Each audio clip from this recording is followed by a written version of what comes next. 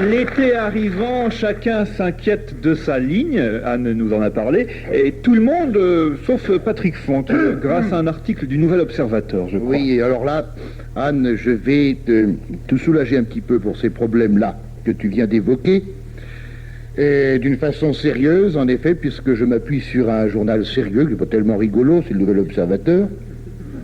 Enfin, je veux dire, il y a plus drôle que Hein? Depuis quelques semaines, le Nouvel Observateur semble sortir d'une longue hibernation.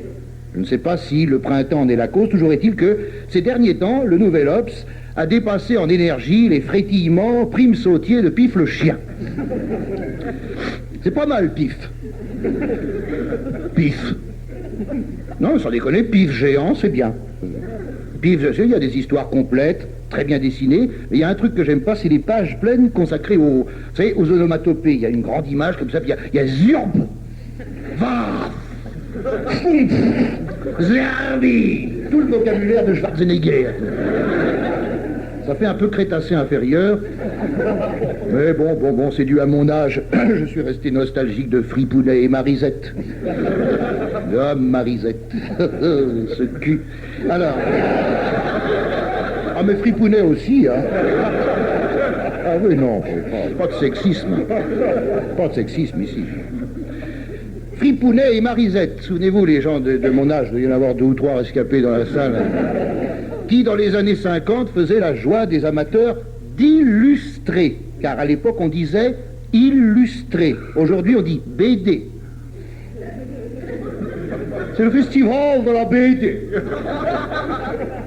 Quand l'instituteur trouverait un illustré dans notre pupitre, il nous traitait d'idiots. Maintenant, si t'as pas une BD dans ton cartable, t'es un con. Vous voyez comme ça change, hein. Mais revenons au Nouvel Observateur d'il y a 2 semaines, qui titre en couverture, là je montre, je n'invente rien, la libération diététique. Ah, je cite page 88. C'est le Waterloo des idées reçues, la déroute des prohibitionnistes. La diététique moderne brûle ce qu'elle a adoré. Réhabiliter le vin. La graisse d'oie. Le sel. La charcuterie. Oui, nous avons fait souffrir des millions de gens pour rien, confesse un médecin. Eh ben voilà, une sacrée claque dans l'échafaudage des régimes, ma sœur. Désormais, tu n'es plus une vraie grosse, mais une fausse maigre, Anne. Ah. Je suis pas grosse, je suis rondelette. Je plaisante, je parlais de ma sœur. Non, parce que ma sœur, Anne, c'était un jeu de mots. Ouf, il y en avait marre des cochonneries allégées. Allégées. Au supermarché, je dis, ouais, j'étais allégé. Du beurre allégé. Tu l'étales, il s'évapore. Il te reste plus que ta biscotte allégée. Tellement allégée qu'elle te pète dans les doigts pour ramasser la sueur avec une brosse et une pelle. C'est plus la biscotte, c'est du talc. Il y en avait marre du fromage à 0% de matière grasse. Non, quand t'as retiré la croûte, il reste plus que l'assiette à bouffer. Pourquoi pas une hostie allégée pour monter plus vite au ciel pendant qu'on est...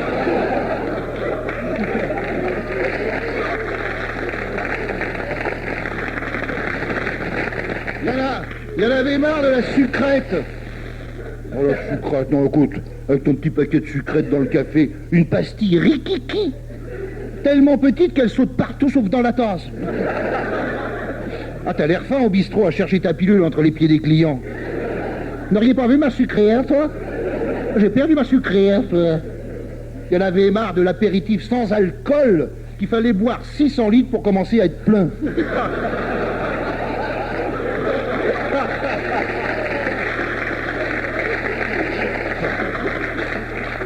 Que dit le docteur Thierry Gibault, endocrinologue.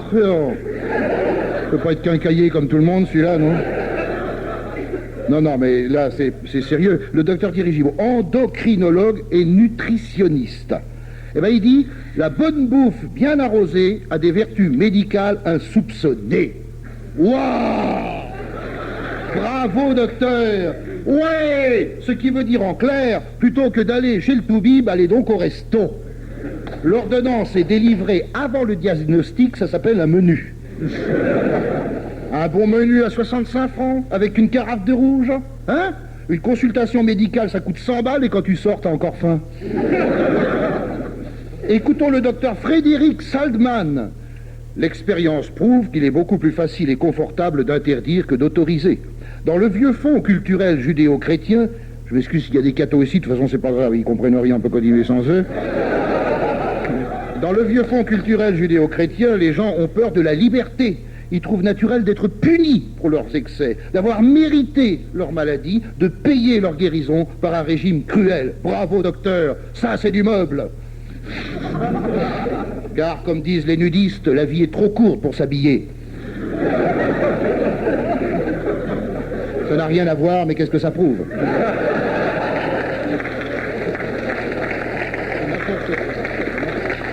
J'ai dû me gourer de page, je sais pas aussi, mais... Tant pis, je continue. Hein. Écoutons le docteur Renaud. Le docteur Renaud qui dit « La principale protection des Français contre les maladies coronariennes est due à la consommation de vin. » Putain de moine. Ouah. Moi, si j'étais pharmacien, je commencerais à faire des stages chez Nicolas. Parce que le temps n'est pas loin, mes frères, où l'Académie de médecine nous dira « Buvez, bouffez, fumez !» Et pour peu que le Vatican ajoute baiser, on aura enfin le paradis sur terre.